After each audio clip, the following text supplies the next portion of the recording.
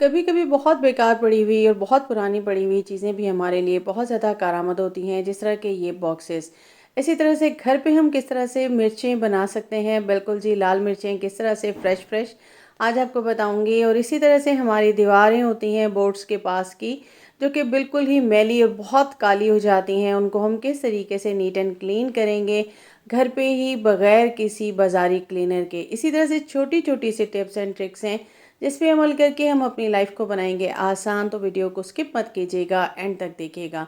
बिस्मिल्लाहिर्रहमानिर्रहीम, अस्सलाम वालेकुम। कैसे हैं आप सब? उम्मीद करती हूँ खैरियत से होंगे। तो स्टार्ट करेंगे अपनी वीडियो को, और बग़ैर टाइम को ज़ाया किए और आपको बताएंगे कि हम आज के कौन कौन से टिप्स आपके लिए लेकर आए हैं। मैंने आपको इस तरह का एक हर्ब ड्राई करने का ऑर्गेनाइज़र बताया था, और इसी में मैंने हरी मिर्चों को रख के कर लिया था ड्राई। ड्राई करने के बाद जो है ना, इनका कलर बिल्कुल चेंज हो गया और ये रेड हो गई। इस ड्रायर का मैं आपको लिंक दे दूँगी डिस्क्रिप्शन में, आप दे सकते हैं। मैंने आपको बनाना सिखाया था बहुत ही इजीली। और जब मेरी ये बिल्कुल ही ड्राई हो गई, तो मैंने क्या किया कि मैंने इनको तकरीबन 5 से 10 दिन मैंने इनको धूप लगवाई थी अच्छे से, और उसके बाद ये मेरी इस तरह से ड्राई हो गई। और अब मेरे लिए घर पे लाल मिर्च पाउडर जो है वो बनाना हो जाएगा आसान। बहुत ही सिंपल सी टिप है। आप इसी तरह से कोई भी हर्ब, लहसुन, अदरक, प्याज सबको बना सकते हैं और पाउडर फॉर्म में ला सकते हैं। तो यहाँ पे मैंने ब्लेंडर ले लिया अपना, और इसके अंदर मैंने थोड़ी थोड़ी जितनी मुझे चाहिए थी, मेरे पास ये काफ़ी सारी थी, 2 प्लेट्स मेरी हो गई थी।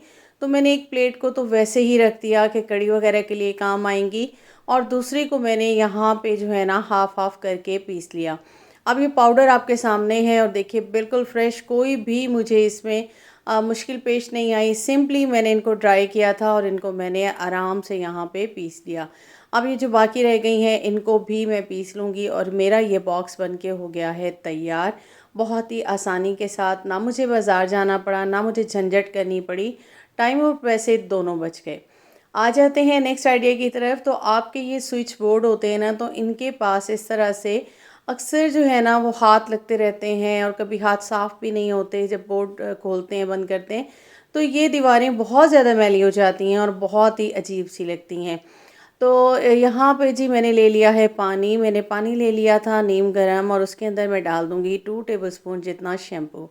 शैम्पू हम इसलिए यूज़ करेंगे कि अगर हम जो है ना, हमारे ये कमरों की हैं, तो इससे ये होगा कि एक तो ये नीट एंड क्लीन हो जाएंगी। कोई भी शैम्पू हो आप यूज़ करें, और एक भीनी भीनी सी खुशबू आएगी, और वो जो स्मेल सी आती है ना, वो नहीं आएगी बाज़ों का जो हम क्लीनर्स वगैरह से कर रहे होते हैं। तो यहाँ मैंने ले लिया एक स्पंज सिंपल, और मैंने यहाँ पे इसको इसके अंदर डिप किया। और डिप करने के बाद मैं इस तरीके से मैंने वॉल पे अच्छे से इसको स्पंज से किया, और ये देखिए बिल्कुल आपकी नीट एंड क्लीन हो जाएंगी। और इसी तरह से ये आपके जो बोर्ड होते हैं ना, तो इसको आपने इससे नहीं करना, फिर आपने ड्राई कर लेना है बिल्कुल ड्राई कपड़े से।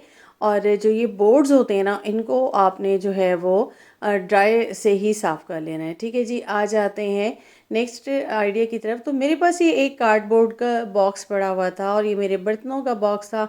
मैंने अलमीरा खोली तो बहुत पुराना मुझे ये बॉक्स नज़र आया। तो मैंने ये निकाल लिया, क्योंकि अक्सर मैं इनको फेंकती नहीं हूँ कि शिफ्टिंग वगैरह करनी पड़े कहीं, तो फिर आपको बर्तन जो है ना शिफ्ट करने में इजी हो जाता है। तो इसके ऊपर के पार्ट को मैंने चारों तरफ से कट कर लिया, और उसके बाद मैंने बना लिया इसको इस तरीके से। आप इसकी कंडीशन भी देख रहे होंगे, बहुत पुराना है, और तकरीबन ये 2.5-3 साल पुराना है, और मैंने इसको संभाल के रखा हुआ है बिल्कुल जी।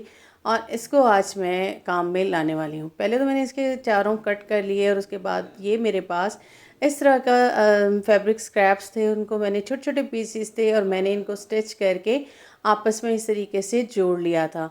तो ये डिफरेंट कलर्स के आपको नज़र आ रहे होंगे। तो ये मैंने जोड़ के एक बड़ा सा पीस बना लिया था। मूड तो मेरा कुछ और था, लेकिन अब मैंने सोचा कि मैं इसको ही यहाँ पे यूज़ कर लूँ। पहले मैंने इसकी साइजिंग ले लेनी है, जितना मुझे अंदर मोड़ना है, जितना मुझे नीचे मोड़ना है। और उसके बाद मैंने इसे कट कर लिया। कट करने के बाद ग्लू स्टिक की मदद से मैंने इसे चारों तरफ से स्टिक कर लिया। अब जो इसके नीचे का पार्ट है ना, वहाँ पे मैंने यहाँ इस तरीके से, मेरे पास एक ब्राउन मोटा कपड़ा पड़ा हुआ था, मैंने वो लगा दिया, ताकि ये जब हम इसमें चीज़ें रखें ना, तो ये ईज़ी हो जाए। इसके सेंटर में भी मैंने यही कट कर दिया, और ये अंदर से भी, और ग्लू स्टिक की मदद से सारा का सारा मैंने स्टिक कर दिया। ये मेरा इस तरह से एक बॉक्स बन के हो गया है रेडी। ये आप देख लें, बिल्कुल इस तरह से बन गया। अब मैंने इसको उल्टा कर लिया और मैंने क्या करना है, हमारे पास ना बड़ी बड़ी नलकियाँ आती हैं तो उनके ये जो है ना अंदर से इस तरह के पाइप टाइप निकलते हैं।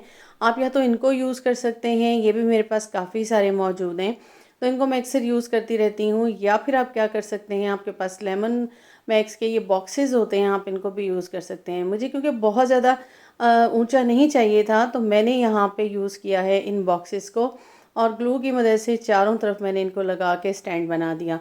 बिल्कुल जी, पाँव लग गए अब इस बॉक्स के, और ये हमारा एक ज़बरदस्त सा बॉक्स बन के हो गया है तैयार। अब मैं इसका करने क्या वाली हूँ, हम ना अक्सर यही होता है कि जिस तरह मौसम भी चेंज हो गया है तो हमारे ना इस तरह के कंबल्स होते हैं जो कि हम ले रहे होते हैं डेली, और इनको हम बेड पे रख देते हैं तो क्या होता है कि मैस क्रिएट हो रहा होता है। तो मैंने ये सबके जो है ना वो ये रूम में ही मैंने रख दिया, अपने बेडरूम में ही एक साइड पे, और सारे कंबल तय करके इसके अंदर रख दूँगी। अब मैस भी क्रिएट नहीं होगा और आपका ज़बरदस्त सा भी ये बॉक्स लगेगा, बुरा भी महसूस नहीं होगा।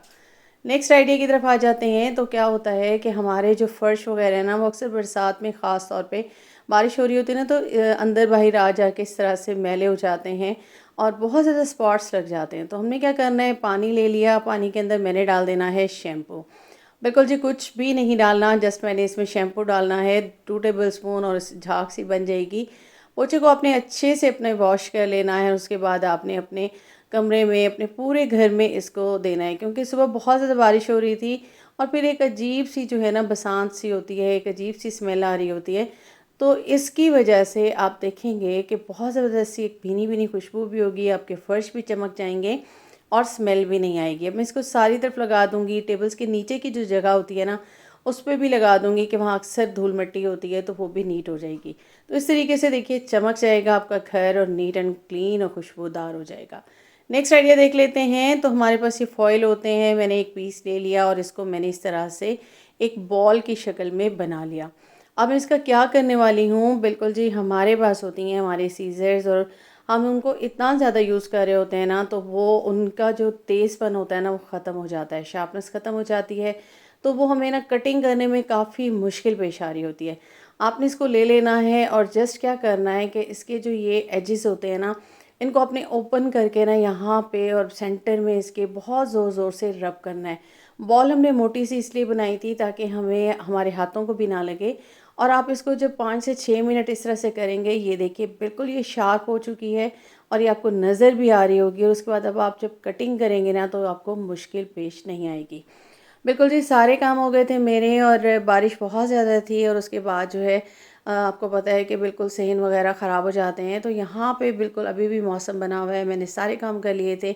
एंड में मैं आ गई बाहर की तरफ और मैंने इनको भी यहीं शैम्पू डाल के और इसको भी वॉश कर लिया था। जो पोछे का पानी था वो उसी शैम्पू वाले से मैंने यहाँ पे गिराया, और उसके बाद मैंने इसे नीट एंड क्लीन कर लिया। और जो बाहर का जो मेरा मैट था ना जो मैंने बनाया था बोरी से, उसको भी मैंने धो के जो है ना वहीं सिंक पे हैंग कर दिया ताकि इसमें से सारा पानी निकल जाए। अभी भी बारिश का इम्कान है और मेरा इस तरीके से सारा काम भी हो गया और नीट एंड क्लीन हो गया मेरा घर। तो कैसा लगा मेरा आज का कंटेंट, उम्मीद करती हूँ आपको पसंद आया होगा।